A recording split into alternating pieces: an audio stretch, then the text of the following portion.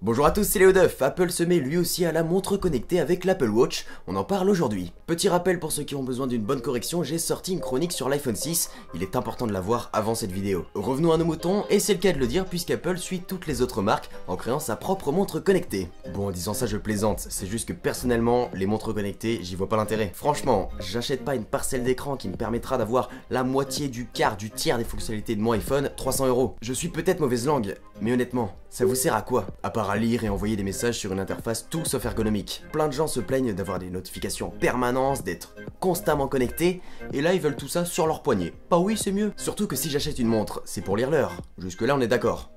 Non? Posez-vous la question, dans quelles circonstances vous avez le plus besoin de l'heure? Quand vous avez un rendez-vous? Et quelle heure en fait?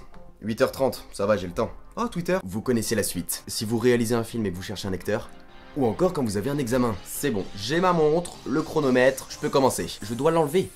Comment ça, les notes et les messages, c'est de la triche? Et là, ta montre Mickey à 300 balles, tu l'as dans le jus. Bien entendu, je ne parle pas que du produit Apple, mais de toutes les marques. Pour ce qui est de l'Apple Watch, je ne sais pas vraiment quoi en penser. Premièrement, car c'est un produit qui ne m'intéresse pas, et deuxièmement, car elle a été présentée dans des circonstances pas du tout excitantes, où j'étais dépité devant la prestation d'Apple, comme je vous l'expliquais dans ma dernière chronique. Mais ça, on y reviendra plus tard. On se retrouve donc avec une montre carrée, j'aurais préféré ronde, avec un design assez particulier que vous comprendrez, je n'aime pas vraiment, qui est personnalisable au niveau des bracelets.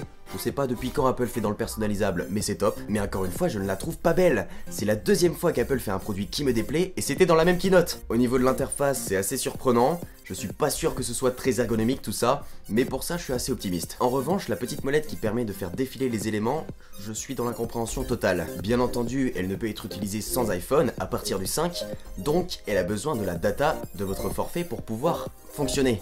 Alors pourquoi des applications sportives? Je pense que les gens auraient aimé le fait de pouvoir laisser l'iPhone à la maison, dans un souci de confort, de pratique, et pouvoir faire le suivi uniquement avec la montre. On revient très vite à l'ensemble des montres connectées avec un problème qui s'oppose. Excuse-moi, t'aurais pas l'heure s'il te plaît? Ouais, bien. Ah ben, non, j'ai plus de batterie.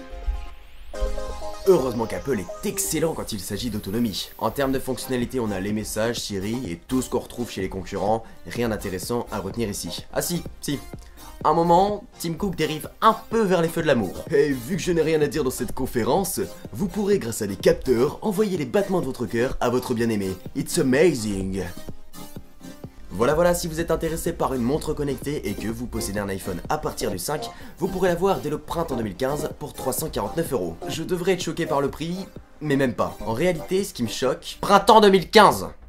Printemps 2015. Apple, tu nous présentes un iPhone à l'arrache au bout de 3 minutes de conférence pour avoir le temps de présenter une montre qui lui est complémentaire et qui sort 7 mois après. L'iPhone a toujours été le produit phare d'Apple, les conférences lui ont toujours été dédiées. Elles contenaient du stress, de la patience, de l'attente, plein d'émotions, et là tu le délaisses alors qu'il sort dans les semaines qui suivent la conférence. Apple, on se comprend plus. Tu fais même plus attention à notre fils, ça marche plus entre nous.